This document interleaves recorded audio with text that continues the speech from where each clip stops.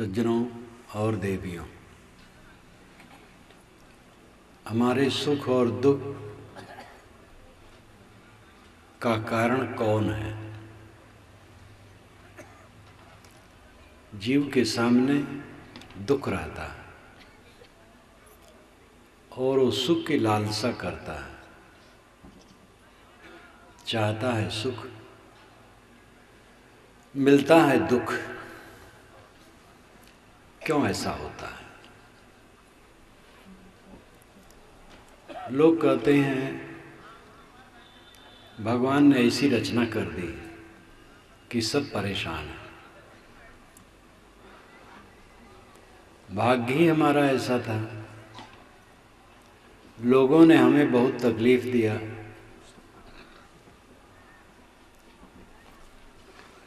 इस प्रकार आदमी अपने बोझा को दूसरे के ऊपर डालता है, अपनी जिम्मेदारी को न समझ करके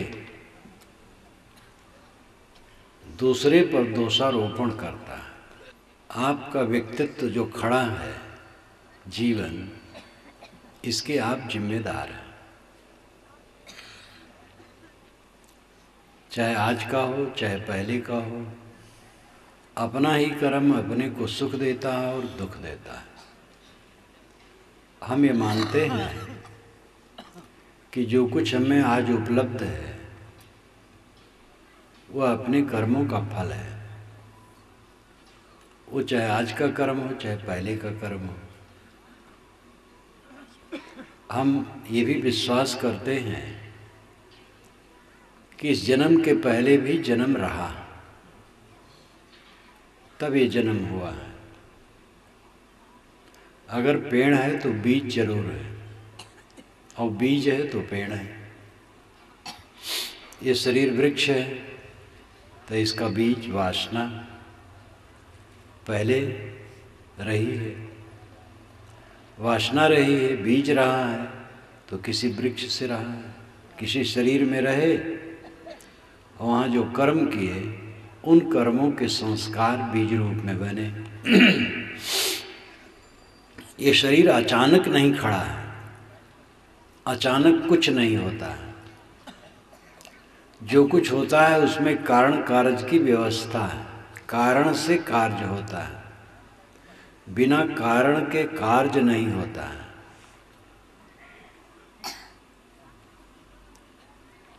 अगर हमारे जीवन में कुछ घट रहा है तो निश्चित है उसका कारण है। पहले जन्मों के कर्मों के फल भी आज होते हैं और आज के कर्मों के फल भी होते हैं। पहले जन्म के हमारे कौन कर्म थे हम जानते नहीं, इसलिए उसकी परवाह नहीं करनी चाहिए। जो आए उसको सह लेना चाहिए। वर्तमान में जो हमारे कर्म हैं उन पर ध्यान देना चाहिए। पहले के जो कर्म हैं, अच्छे हैं बुरे हैं, उनके फल सुख और दुख आएंगे। सुख तो सबको प्रिय है, दुख किसी को प्रिय नहीं, लेकिन दुख भी आता है, इसको कोई टाल नहीं सकता। अचानक दुख आ जाता है, उसको सह लेना कर्तव्य है, निर्विकार भाव से सह लें। आज ऐसा कुछ न बनाए कर्म जिससे दुख पैदा हो। मनुष्य की जिम्मेदारी वर्तमान की है, जो बीत गया है उसके लिए वो मजबूर है। वर्तमान में ऐसा करो जिसका परिणाम दुख न हो, और यही कल्याण का रास्ता है। कल्याण का मतलब है दुखी न होना। जो दुखी नहीं होता है उसका कल्याण हो गया। दुखी हम इसलिए होते हैं क्योंकि हमारी समझदारी सही नहीं है। हमारे शरीर पर कोई रोग आता है, वह रोग आज की असावधानी का फल है या पहले जन्मों का भी फल हो सकता है। ज़्यादातर तो आज की असावधानी का फल है।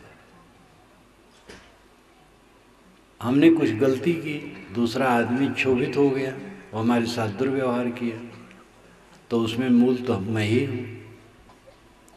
अगर मैंने कोई गलती नहीं की और दूसरा मेरे साथ दुर्व्यवहार करता है तो क्षमा का पात्र है, क्योंकि वो समझदार नहीं।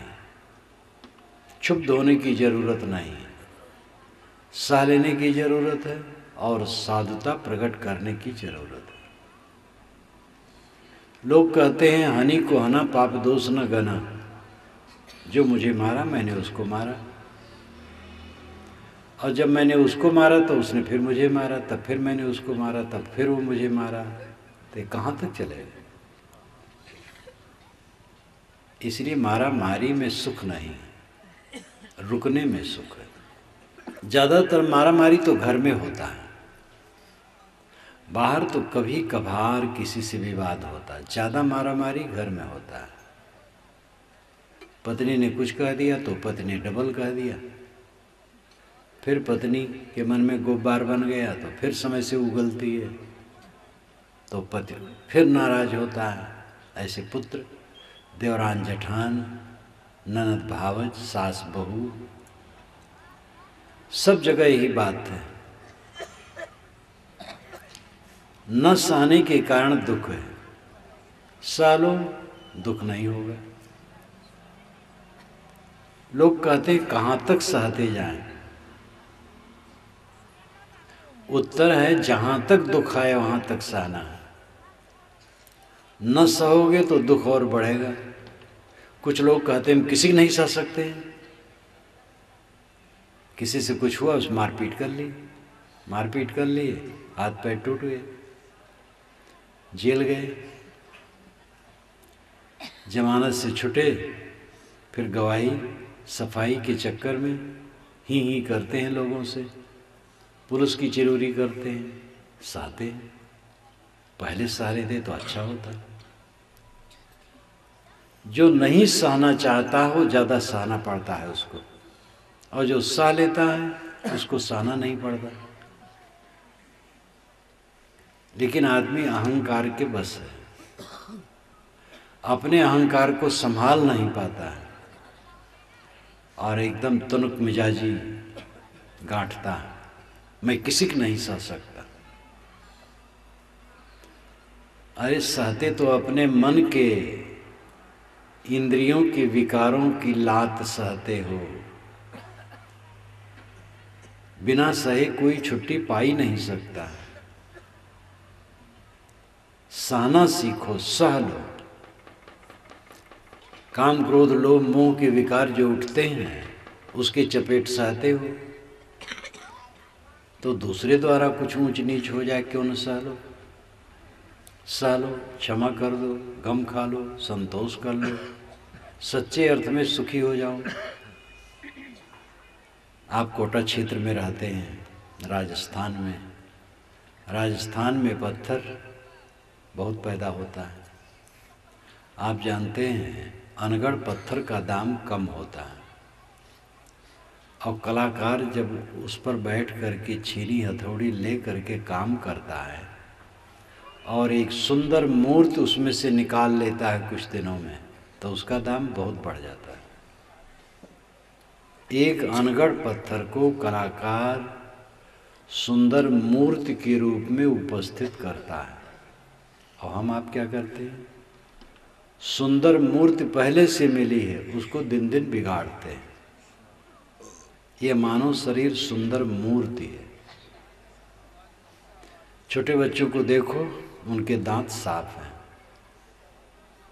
मन सरल है, ईमानदार, भोला भाला, पवित्र। जैसे जवान होने लगेगा उसके पहले से चालाकी बढ़ती जाएगी। जितना समझता जाएगा चालाक होता जाएगा। छल कपट अहंकार। और जैसे कमाने लगेगा तंबाकू खाना शुरू करेगा, बीड़ी पीना शुरू करेगा, सिगरेट शुरू करेगा। बोतल के प्रेमी आजकल बहुत बढ़ रहे हैं। बोतल की भी जरूरत नहीं है, पन्नी में काफी है।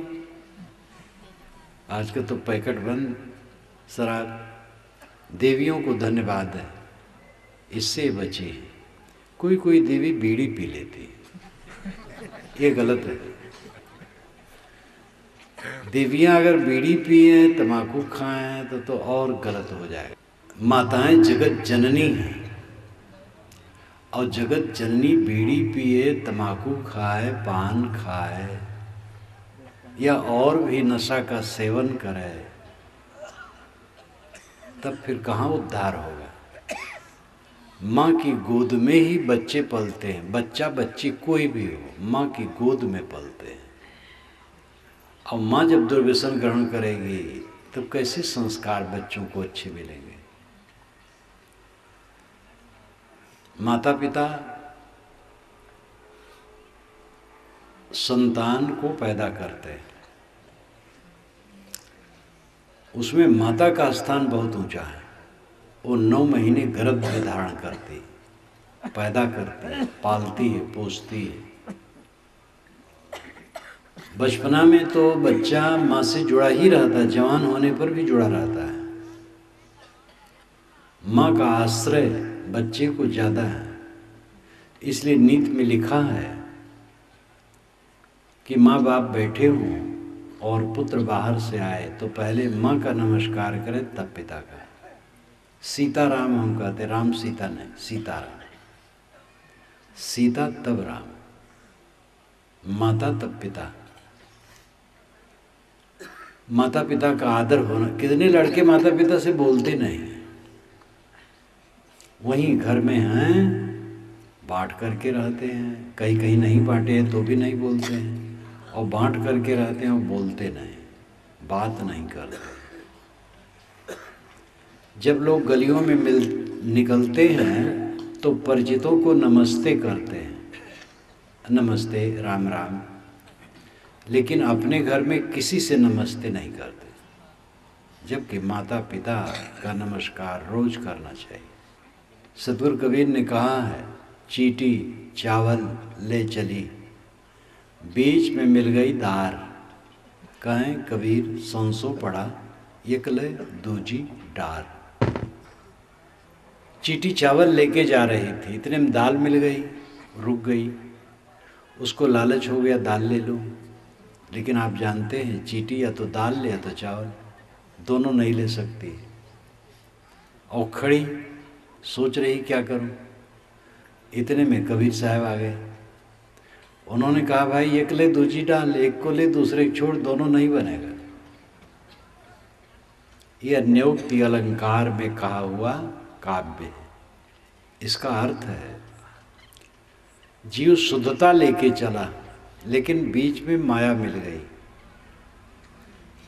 माया में लोभा गया।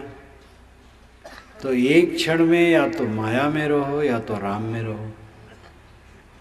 एक ही क्षण में दोनों का निर्वाह नहीं हो सकता है, भिन्न भिन्न क्षण में हो सकता है।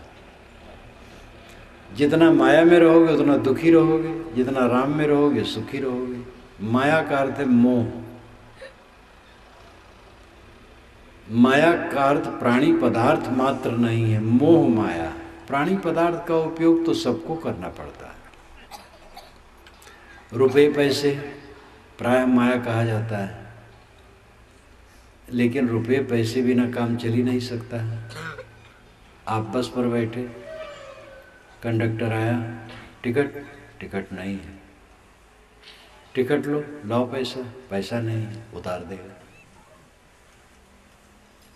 रास्ते रास्ते जा रहे हैं, भूखा गए, जेब में पैसे हैं, कुछ खरीद के खा लिए, पैसे नहीं कौन देगा।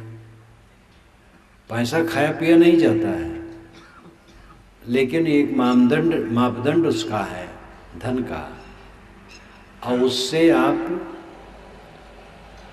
दूसरी वस्तुएं ले करके उपयोग कर सकते हैं। सोना चांदी हीरा कोई खाता नहीं, खा नहीं सकता है, लेकिन उसका उपयोग है। तो रुपया पैसा या धन दौलत माया नहीं है, मोह माया है। रुपया पैसा धन दौलत ज़्यादा बटोर लिए, उसका उपयोग सही नहीं कर रहे हैं, तो माया बन गया। और सही उपयोग करें वो माया नहीं बनेगी। मोह माया, मन का विकार माया है, उसको जीतने की जरूरत है। दिन दिन आदमी अपने को विकार ग्रस्त करता जाता है। एक एक रस्सी में कोई अपने को रोज बांधे तो एक वर्ष में 365 रस्सियों में बंध जाएगा। और मान लो 80 बरसों जिया तो कितनी रस्सियां बंध गई। ऐसे आदमी एक एक बंधन में रोज बांधता जाता है अपने को। बीड़ी पीना शुरू किए, फिर पान खाना शुरू किए, फिर और कुछ शुरू किए, क्रोध, काम, द्वेष, ईर्ष्या, हिंसा, अन्याय, दुराचार, अनेक दुर्गुणों में अपने को बांधते चले गए, जीवन विकार ग्रस्त कर लिए। इन सब का परिणाम क्या होगा? दुख। ये दुख किसने दिया? आपने स्वयं लिया, स्वयं आपने दुख बनाया। आदमी खुद दुख रचता है, उसे कोई दुख नहीं देता है। न कोई भगवान दुख देता है, न कोई शैतान दुख देता है। भगवान तो पवित्र को कहते हो दुख क्यों देगा? शैतान कुछ नहीं होता है। शैतान, भूत, प्रेत, जादू टोना, जंतर मंतर सब झूठे। भूत प्रेत अगर होते हो तो इटावा में कोई सोखा बहेगा हो तो जितने भूत प्रेत हैं सब बटोर करके ला करके मेरे ऊपर कर दे। मैं उसको ले जाऊंगा, प्रयाग की त्रिवेणी में डाल दूंगा। भूत प्रेत नाम की कोई चीज नहीं, लेकिन इसको सिद्ध करने वाले बड़े बड़े विद्वान लगे हैं। आजकल टीवी में न मालूम कितनी बकवास दी जाती है, लोग बताते हैं। मैं तो देखता नहीं हूँ टीवी, लेकिन लोग बताते हैं बहुत बकवास दी जा रही। पैसा कमाना उद्देश्य है, देश चाहे चूल्हे भाड़ में जाए, ऐसे ऐसे फिल्म बनाते हैं।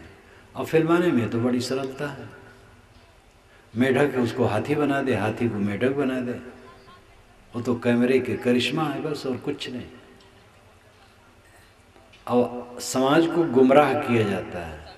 जादू टोना, जंतर मंतर, चमत्कार, रिद्ध सिद्ध, अंधविश्वास में जनता को पीसा जा रहा है।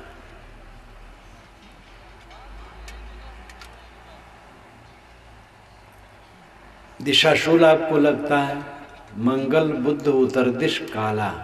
मंगल बुद्ध उत्तर जाओगे तो काल है, यानी मंगल बुद्ध को जयपुर नहीं जाना चाहिए कोटा से। बसें बंद करनी चाहिए, ट्रेनें भी बंद करनी चाहिए। और गुरुवार को दक्षिण नहीं जाना चाहिए। दिल्ली से बंबई गुरुवार को नहीं जाना चाहिए। ट्रेनें, बसें सबको बंद कर देना चाहिए। और लोग जाते हैं, कुछ नहीं होता है। छींक दिए तो काम बिगड़ गया। छींक से क्या काम बिगड़ जाएगा? छींक दिए तो दिमाग हल्का हो गया।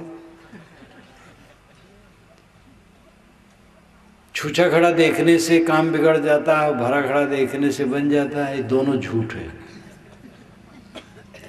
तेली को देखो तब तो पूरा विनाश है। और रोज लोग तेल खाते हैं और तेल लगाते हो, विनाश नहीं होता है। तेली विनाश करता है। समाज ने कितना अनर्थ किया है तेलियों के साथ। तेलियों ने तिलहन का पता लगाया और तेल दिया, इतना गुणकारी पदार्थ जिससे लोग पकवान बनाते हैं, दवाइयाँ बनाते हैं और शरीर में लगाते हैं। ऐसे गुणकारी तेल को देने वाले को आप लोगों ने बदनाम किया। ये धारणा बिल्कुल गलत है कि तेली को देखने से अशुभ है। कहते धोबी को देखने से शुभ है। धोबी ने कौन सा घूस दिया है आपको जो उसको देख करके शुभ मान लिए? सबको देखने से शुभ है। पंडितों ने लिखा कि सन्यासी को देखने से अशुभ है, वेश्या और सूअर देखने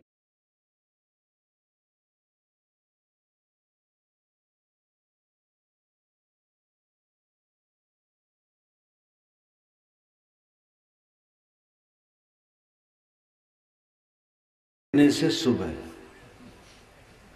ये पंडितों की लीला है, क्योंकि सन्यासी आएंगे तो वह कर्मकांड का खंडन करेंगे, कहेंगे अहम ब्रह्मास्मि, मैं ही ब्रह्म हूँ, तो पंडितों की रोजी रोटी मारी जाएगी। इसलिए सन्यासी को देखना अशुभ माना और उसकी जगह पर सुअर और वेश्या को देखना शुभ माना। ये सन्यासियों को और पतिहास किया। वेश्या देख करके क्या शुभ होगा? सावधान न रहो तो मन खराब हो सकता है। सुअर देख करके क्या कल्याण होगा? ये शकुन अपशकुन नाम की चीज बिल्कुल बकवास है। पुस्तकों में तो बहुत लिखा है, जो पुस्तकों में लिखा है सब सच थोड़े है। जो चमकता है वो सोना और जो लिखा है वो सच, ये धारणा ही गलत है। 55 वैदिक मुद्दे हैं जिसको पंडितों ने कलिवर्ज कह करके त्यागने की राय दी है। 55 मुद्दे हैं और वैदिक है। पंडितों ने कहा कि ये कलिवर्ज है, कलिकाल में नहीं चलता है, छोड़ दो। परंपरा में अच्छी बातें भी हैं, गलत बातें भी हैं। हीरे और पत्थर दोनों हैं संसार में। नग पसाण जग सकल है, पारख बिरला कोय। नगते उत्तम पारखी, जग में बिरला होय। साहब कहते संसार में नग भी है, पसाण भी है, यानी रत्न भी है और पत्थर भी है। उसको परखने वाले बिरले हैं। पत्थर त्याग करके रत्न ले ले, ये पारखी का काम है। साहब ने कहा साधु ऐसा चाहिए जैसा सूप सुभाए, सार सार को गहरे थोथा दे उड़ाए। साधु ऐसा चाहिए जैसे सूप का स्वभाव बनाओ। सूप में रख करके चावल फटक दिया जाता है, भूसी उड़ जाती, चावल रह जाता है। इसी तरह असत को छोड़ दो, सत को ग्रहण कर लो। हमारी परंपरा हो, दूसरे की परंपरा हो, असत बात है तो उससे किसी कल्याण नहीं है। गुरु अगर राय दें गलत काम करने के लिए तो वह करने से न गुरु का कल्याण है न शिष्य का कल्याण है। इसलिए गुरु की बात भी जो गलत हो नहीं मानना चाहिए। जब तक ना देखे निज नैना, तब तक ना माने गुरु के बैना। जब तक अपने विवेक नेत्रों से न देख ले, गुरु की बात को न मान ले। गुरु सिर पर है, गुरु से बढ़ के कोई है ही नहीं। लेकिन गुरु के कोई असली गुरु के कोई सींग पूछ तो नहीं लगे रहते हैं। असली गुरु कौन है? असली गुरु वह है जिसका आचरण पवित्र है और जिसका ज्ञान सही है, वो असली गुरु है। इसलिए गुरु की कसौटी भी ज्ञान और आचरण से होगी। सब गुरुओं का गुरु कौन है? सब गुरुओं का गुरु ये मनुष्य जीव है। यही निर्णय करता है ये गुरु ठीक है, ये गुरु गलत है। इसलिए विवेक द्वारा सत असत को समझने की चेष्टा करने की जरूरत है। सारे अंधविश्वास से ऊपर उठो। अंग फड़कने में हानि लाभ कुछ नहीं। दाहिना अंग फड़कता है, बायां अंग फड़कता है। पुरुष का दाहिना और स्त्रियों का बायां फड़कने से लाभ है और पुरुष का बायां स्त्रियों का दायां फड़कने से हानि, ये मानते हैं। ऐसा कुछ नहीं। वायु विकार से अंग फड़कते हैं, अंग फड़कने से कोई हानि लाभ नहीं होता है। ये पक्का समझ लो कि आपकी गलती के अलावा आपको दुख देने वाला कोई है ही नहीं। हम गलती छोड़ दें, कौन हमें तकलीफ देगा? अगर कहीं तकलीफ आती है तो सह लेना है, धीरज रखना है। सहना ही तो तप है। महाराज राम ने सहन किया, यही राम का रामत्व है। 14 वर्ष के लिए वनवास। अगर कोई युवक को माता पिता कह दें कि भाई देखो जाओ रात में जरा फसल देख आओ खेत की, कोई जानवर चर लेता है या काट ले कोई, जरा रात में देख आओ। कितने लड़के जवाब दे देंगे देखाओ, तुम देखाओ, मैं नहीं जाऊँ। और माता पिता का संकेत पा करके श्री राम जी 14 वर्ष के लिए वन में चले गए। कठोर तप, किसी बस्ती और गांव में जाने की शर्त नहीं थी और कोई कुछ दे खाने की शर्त नहीं थी। अपना स्वयं उपार्जित करके खाओ, खोजबीन करके खाओ, जंगल में रहो, जमीन पर कुछ घास पर सो। ये कठिन तप उन्होंने किया। ये राम का रामत्व है। जो लोग कहते तो लीला कर रहे थे, वो सब चौपट हो जाता है। वाल्मीकि रामायण में कहीं नहीं लिखा है कि लीला कर रहे थे। वाल्मीकि रामायण में लिखा है कि स्थिति आई और उन्होंने सहन किया। लीला मान लेने से तो तत्व ही नष्ट हो जाता है। तो दिखावा था, कोई मतलब ही नहीं है। रामायण से कोई शिक्षा नहीं ली जा सकती है राम के जीवन से, क्योंकि वो तो नाटक कर रहे थे। नाटक नहीं कर रहे थे, स्थिति आई थी उसको सह रहे थे। और यही उनके जीवन में इसी ने रंग भरा। कष्ट सहन, सत्य से न विचलित होना, प्रतिकूलता सह लेना, ये मनुष्यता। हमारे कर्मों को छोड़ करके हमें कोई दुख नहीं दे सकता है। ये पक्का निश्चय करे और फिर अपने कर्मों को सुधारे। यही मनुष्य की मनुष्यता है। कल्याण का रास्ता यही है। हमारा काम कोई दूसरा नहीं कर देगा कल्याण का। आपके लिए कोई मकान बनवा सकता है, आप ना काम करें। और कोई ऐसा हो सकता है कि आपका मकान बनवा दे। आपके लिए कोई भोजन बना सकता है, आपका बिस्तर कोई बिछा सकता है, आपका कपड़ा धो सकता है, बहुत सारा काम आपका कोई कर सकता है। लेकिन आपका कल्याण कोई कर दे, कोई नहीं कर सकता है। न तो भगवान कर पाएगा, न गुरु कर पाएगा। आप कहेंगे भगवान भी नहीं कर पाएगा। भगवान जो इतनी सारी दुनिया बना दी, वो हमारा कल्याण नहीं कर सकता है। तो बात कहने से कुछ लाभ तो होगा नहीं। कल्याण कर दे भगवान, कहो भगवान से कल्याण कर दे। कहते रह जाओगे और बूढ़े हो जाओगे, कल्याण नहीं होगा। भगवान कोई व्यक्ति है जो कह दो कल्याण कर दे? हम अकल्याण करने में लगे रहे हो, कोई भगवान हमारा कल्याण कर देगा? हम तो गलत काम करते हैं, गलत सोचते हैं, गलत बोलते हैं, गलत करते हैं, गलत खाते पीते हैं, गलत बर्ताव करते हैं। कौन हमारा कल्याण कर देगा? अपना कल्याण खुद करना होगा। कर बहियाँ बल आपनी, छाड़ बिरानी आस, जाके आंगन नदिया बहे सो कस मरे पियास। अपने बाहुबल का भरोसा करो, दूसरे की आशा छोड़ दो। जिसके आंगन में नदी बहती हो, प्यासा क्यों मरे? मानव जीवन उत्तम जीवन है। आपके आंगन में नदी बहती है, आपके अंदर में विवेक है, आप अपने को जगा सकते हैं और ऊंचा उठ सकते हैं। ऊंचा उठने मतलब थोड़े है कि 2-3 तल्ले के ऊपर जाके बैठ जाए तो ऊपर हो गया। ऊंचा उठने मतलब है क्रोध छोड़ना, क्षमा करना, तृष्णा छोड़ना, संतोष करना, हड़बड़ी छोड़ना, धीरज रखना, किसी की बुराई न करना, किसी की निंदा न करना, प्राणी मात्र के प्रति करुणा, प्रेम, श्रद्धा, सद्भाव रखना, इंद्रियों पर संयम करना, मन का संयम करना, वाणी का संयम करना, अपने को सब तरफ से संभालना। सतगुरु कबीर की पंक्ति है, रहो सम्हारे राम विचारे, कहता हूँ जो पुकारे हो। ऐ मनुष्यों, मैं तुम्हें पुकार के कहता हूँ, रहो सम्हारे, अपने को संभाल रखो, और राम विचारे, राम का विचार करो।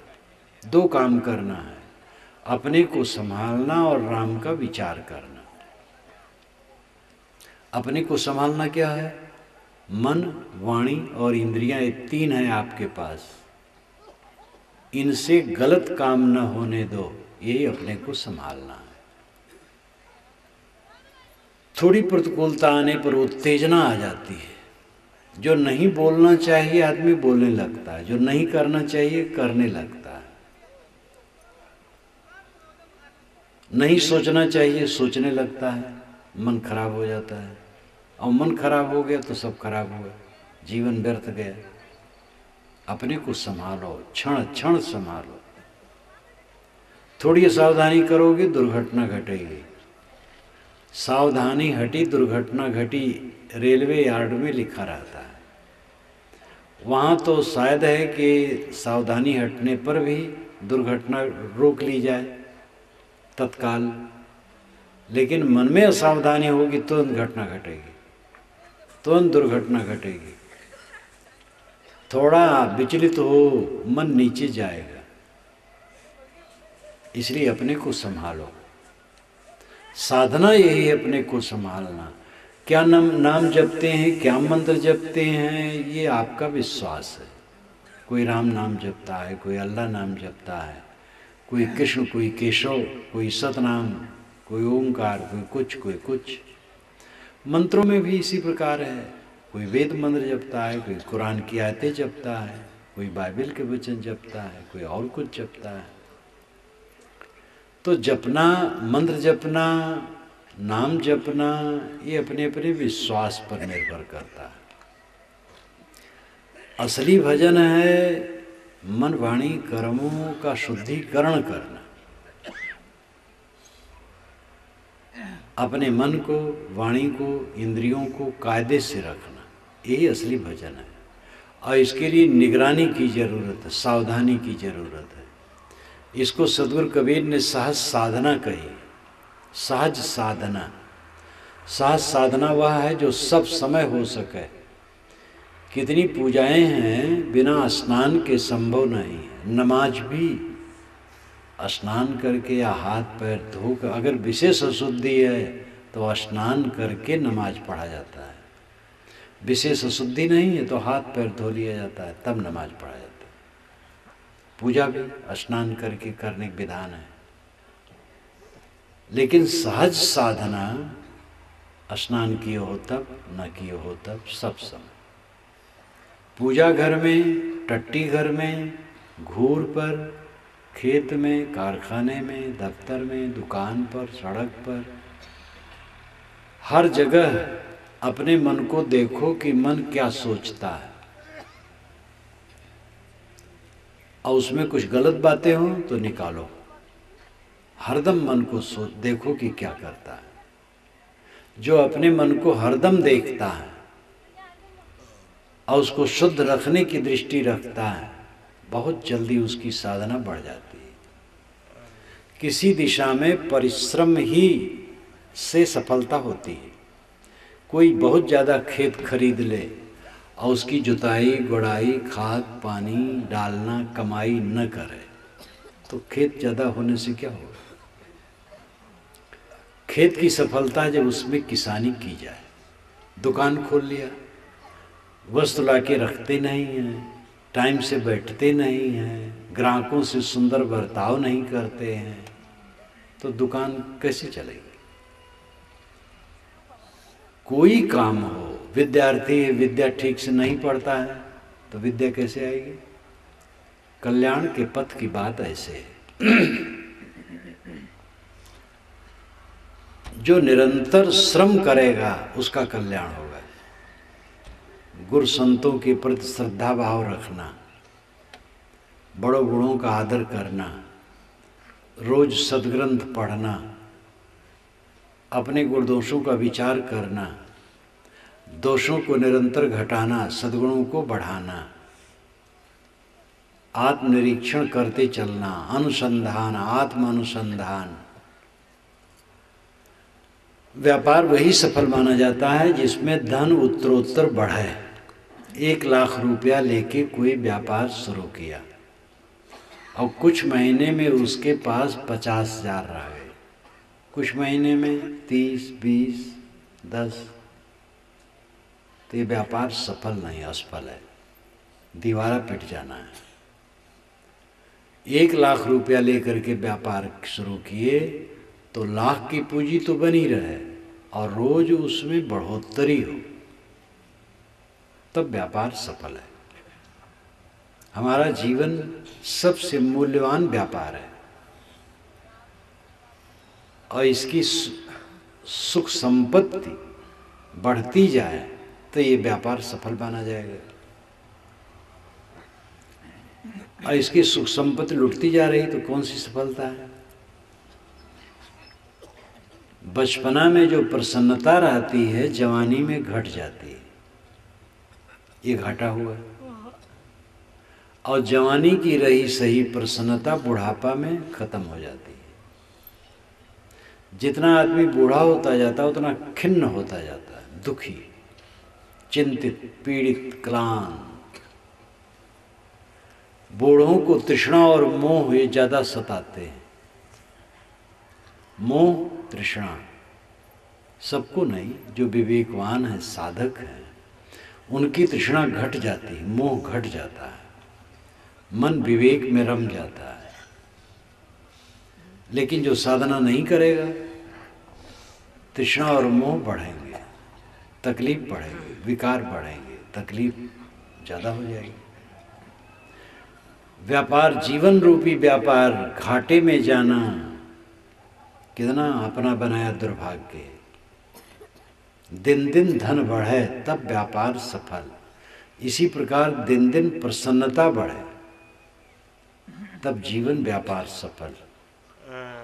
पैसे से प्रसन्नता नहीं बढ़ती है। पैसे से जो प्रसन्नता बढ़ेगी, थोड़ा पैसा मिला, प्रसन्न हुआ मन, फिर खिन्न हो गए। दुनिया की किसी वस्तु से स्थिर प्रसन्नता नहीं मिलती, बल्कि दुनिया की वस्तुओं के मिलने पर अगर वो ज़्यादा मिल रही हैं तो दुख का बीज बन रहा है, समझ लो। बहुसुत, बहुरुच, बहुवचन, बहुआचार व्यवहार, यामो भलो मनाइबो यह अज्ञान अपार। अगर दुनिया की वस्तुएं ज़्यादा बढ़ रही हैं, सावधान हो जाओ, दुख आएगा। उन वस्तुओं का अच्छा उपयोग करो, विनम्र बन जाओ, शीलवान, समताल बन जाओ, तो सुख है, नहीं तो दुख पैदा करेगा। चीज़ें इकट्ठी होती है तो उसमें गर्माहट आती है और गर्माहट ही उसका पतन करती है। चीज़ें आए, गर्माहट ना हो। कौन सी चीज़ स्थिर है? देखो, हम लोगों के सामने कितने प्रधानमंत्री बीत गए। जवाहरलाल नेहरू स्वतंत्र भारत के प्रथम प्रधानमंत्री हुए, जो एक महान राजनेता थे, जिनका पूरा परिवार भारत की आज़ादी के लिए अपने को समर्पित कर दिया और विश्व मानता था कि जवाहरलाल महान नेता हैं। और वे जब आनंद वन में उनकी लाश जलाई गई तो एक विदेश के पत्रकार ने कहा, जो दुनिया का बड़ा नेता था एक मुट्ठी राख हो गया। फिर लाल बहादुर शास्त्री, फिर इंदिरा गांधी, राजीव गांधी, सब चले गए, राव जी चले गए, कोई न रहे या जगत चला जाए। अभी अभी जो राष्ट्रपति सेवा मुक्त थे, दिल्ली में शरीर छोड़ दिए 1 महीना पूर्व। कौन यहाँ रहता है? इसलिए जिन प्राणी पदार्थों के मिलने में हमारे मन में गर्माहट होती है, वो सब क्षणभंगुर है। तो दुनिया की चीज़ों के मिलने से सावधान न रहे तो मन और दुखी होगा, विकारग्रस्त होगा। तत्काल तो आनंद लगेगा, लेकिन परिणाम में दुख बढ़ेगा। इसलिए सतत सावधान रहना चाहिए। स्थिर प्रसन्नता दुनिया की वस्तुओं में नहीं है, स्थिर प्रसन्नता, स्थिर सुख, अस्थाई आनंद चित्त की निर्मलता में, जीवन की निर्मलता में, और वह आपको खुद करना है। कोई भगवान नहीं कर देगा। सदगुरु तो प्रत्यक्ष है, वो भी नहीं कर पाएगा, वो अपना करेगा, आपको राय देगा। राय देना कम नहीं है। अगर हमें कोई राय देने वाला न मिले तो हमें रास्ता नहीं मिलेगा। मैं स्वयं सोचता हूँ मुझे सदगुरु न मिलते तो क्या मैं ये सब जान पाता, वैसा रह पाता? तो सदगुरु मिले, संत मिले, रास्ता दिखाया, तब लगा और ये काम हो रहा है। संत गुरु बड़े बूढ़ों की सबकी कृपा है हमारे ऊपर, लेकिन अपनी कृपा अपने ऊपर हुए बिना कभी काम बनेगा नहीं। इसलिए अपने ऊपर कृपा करो, स्वयं जगो। हमारा कल्याण, हमारा पतन हमारे ही कर्मों से होता है। हर इंसान को यह स्वीकारना चाहिए, और यही तथ्य है। पुराणों में तो लिखा है 1000 जन्मों का पाप, 100 कल्पों का पाप, 4 अरब 32 करोड़ बरस का कल्प होता है। ऐसे सैकड़ों कल्पों का पाप गंगा में नहाने से कट जाता है। राम राम कहने से कट जाता है, सतनाम कहने से कट जाता है। ऐसी फर्जी बातें बहुत लिखी हैं, लेकिन ये सबसे और नुकसान है। ऐसा प्रचार करने से और नुकसान है। लोग तो लोगों के पाप बढ़ाना है इसमें। यहाँ तक लिख डाला गया है ग्रंथों में कि दिन भर का पाप शाम के जप से कट जाता है, और रात भर का पाप सुबह के जप से कट जाता है। बस दिन भर रात भर पाप करो, थोड़ा जप लो, कटा करेगा। लेकिन ये सब कुछ नहीं, वो कटे वटेगा कुछ नहीं। पाप कटने का मतलब है फिर पाप न करना। पाप कट गए तो फिर पाप कैसे करेगा?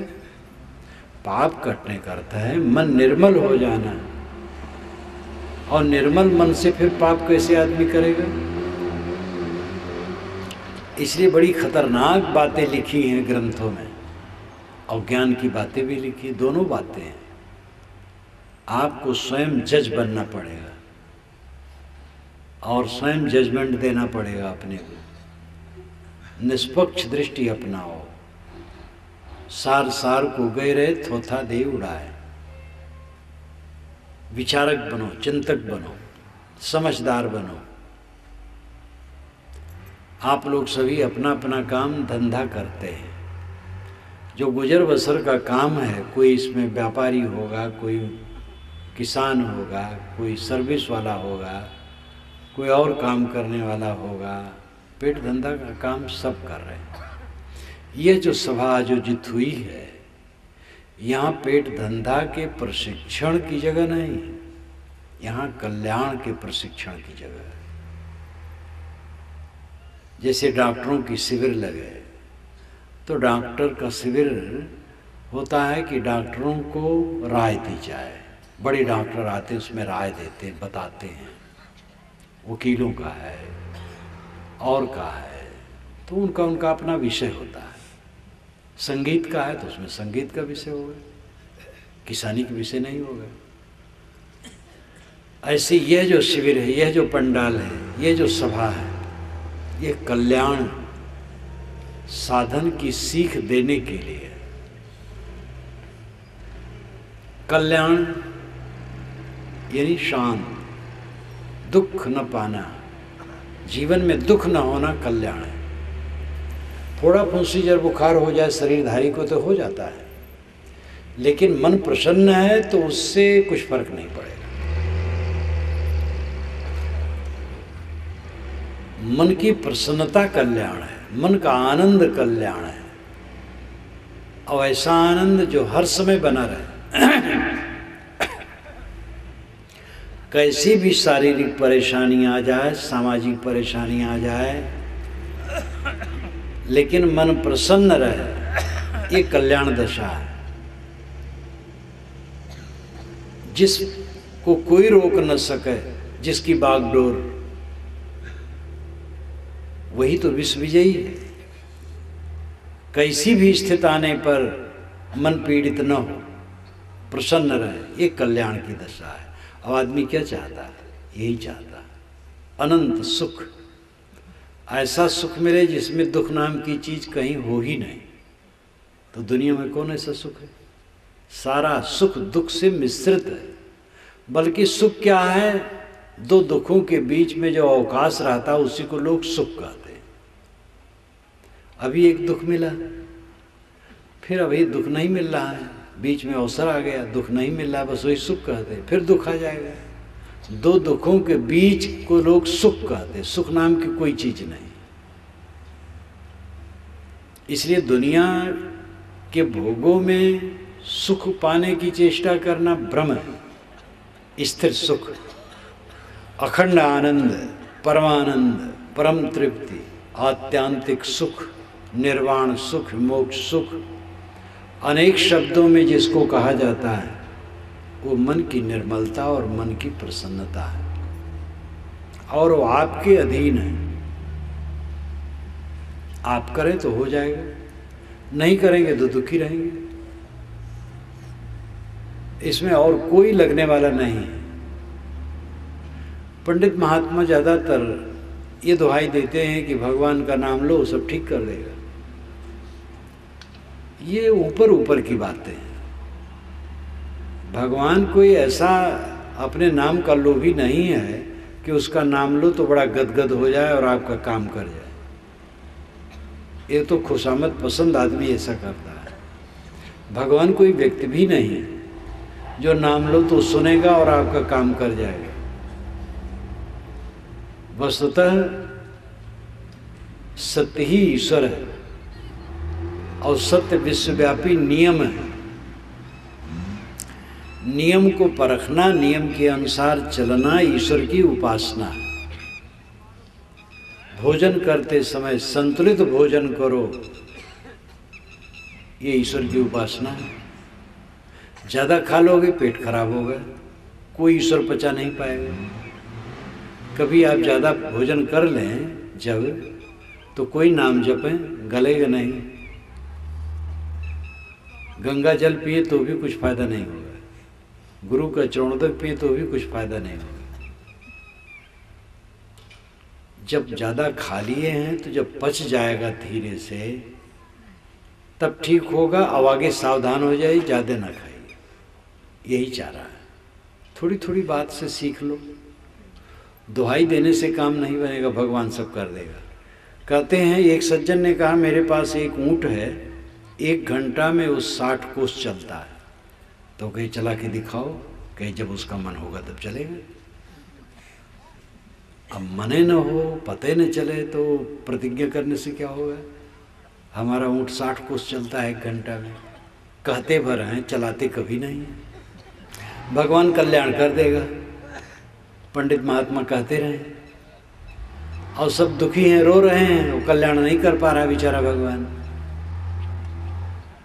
आतंकवादियों को ठीक नहीं कर पा रहा है, जेब कतरों को ठीक नहीं कर पा रहा है, काम चोरों, मुक्त खोरों, घूसखोरों को नहीं ठीक कर पा रहा है। इतनी बेईमानी, बदमाशी, दुराचार सर्वत्र है, किसी को नहीं वो ठीक कर पा रहा है। कैसे आपका कल्याण कर देगा? तो कोई व्यक्ति बैठा है जो कर देगा। नियम है, प्राकृतिक नियम है, स्वाभाविक नियम है। नियम को पहचानो, नियम के अनुसार चलो। वो विश्वव्यापी है नियम, वही विश्वव्यापी ईश्वर है। आग छूओगे जलोगे, संतुलित भोजन करोगे सुखी रहोगे, बहुत कम खाओगे सूख जाओगे, ज़्यादा खाओगे बीमार रहोगे। गाली दोगे गाली पाओगे, मार दोगे मार पाओगे, मीठे वचन बोलोगे प्रसन्नता पाओगे। संयम से चलोगे सुखी हो जाओगे, असंयम से चलोगे दुखी हो जाओगे। विश्वव्यापी नियम है, इसको समझो। इसमें आपको मेहनत करना है, लेकिन मेहनत न करना पड़े, भगवान का नाम ले ले, वो काम कर जाए। आपका तो चले तो आप कहो हे भगवान, खेत में फसल खड़ी है, पक गई है, काट करके जरा मिजाई कर दो और वसा करके ला के हमारे घर में धर जाओ, और जरा गेहूं पीस दो, रोटी बना दो और मेरे मुंह में डाल दो, घुट भी तुम ही कर दो। अब ये सब नहीं चलता है तो आदमी अपना करता है। हाँ, कल्याण के लिए कह देता भगवान तुम ही कर देना। कल्याण भी कोई अदृश्य थोड़े है। कहते रहो और रोते रहो। अगर दुख नहीं मिटता है, मन की पीड़ा नहीं मिटती है, असंतोष नहीं मिटता है, तो कल्याण कहाँ हुआ? और ये तब मिटेगा जब विकार हटे, मन का पाप हटे, मन वाणी और इंद्रियों के दोष नष्ट हों, तब कल्याण होगा। इसलिए भगवान, ईश्वर, परमात्मा, अल्लाह, खुदा, गाड शब्दों से जो एक व्यक्ति ईश्वर के लोग कल्पना करते हैं कहीं बैठा है और मनाओगे तो आकर के कुल काम कर जाएगा, वो भ्रम है। विश्वव्यापी नियम ईश्वर है। नियमों को पहचानो, नियमों से चलो, तब सुखी होगे। अपने को संभालना पड़े, खुद मेहनत करना पड़ेगा। अब आदमी खुद मेहनत नहीं करना चाहता है, इसलिए नाना बहाने बना लेता है। और कितने गुरु नामधारी तो समाज को यही कह करके लूटते हैं। उनका मंत्र जप लो तो व्यभिचार कर्म के नाश के लिए मंत्र है, चोरी कर्म की उसके लिए मंत्र है, जितने दुष्कर्म होते सबके लिए मंत्र बनाए हैं। वही मंत्र जब लोग सब कट जाएगा और कुछ कटे उटेगा नहीं। पाप करना छोड़ो, बुराई करना छोड़ो, शुभ मार्ग में चलना शुरू करो, तब पाप कटेगा। पाप कटने का मतलब है मन का निर्मल होना, क्रोध घट जाना, लोभ घट जाना, मोह घट जाना, काम वासना घट जाना, क्षमाशील, समता, संतोष, धीरज, विवेक बढ़ जाना, शांति मन में बढ़ जाना, ये आध्यात्मिक उन्नति है, जीवन व्यापार की उन्नति है। और अगर कोई करता रहे तो उन्नति होती चली जाएगी, दुख घटता चला जाएगा, सुख बढ़ता चला जाएगा। उलझा हुआ मन दुख है, सुलझा हुआ मन सुख है। और सुख दुख नाम की कोई चीज़ नहीं है। आपसे मैं कहूँ लोहा ले आओ, ले आओगे, मिट्टी ले आओगे, पानी ले आओगे, आग ले आओगे। लेकिन मैं कहूँ 1 तोला सुख ले आओ, कहाँ से लाओगे? सुख दुख कोई लाने की चीज़ नहीं है। मन उलझा है तो दुख है, मन सुलझा है तो सुख है। हमारे अपने गलत आचरण से मन उलझता है। जो गलत काम करेगा मन उलझेगा, जो सही काम करेगा मन सुलझेगा। कारण से कार्य होता, अचानक नहीं होता है। इसलिए कुल जिम्मेदारी अपने ऊपर है।